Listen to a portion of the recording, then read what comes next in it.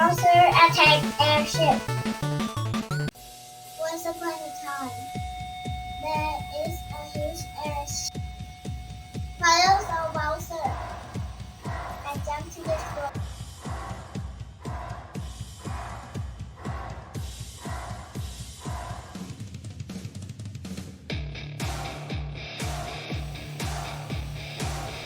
Mario said, "So long, Bowser!"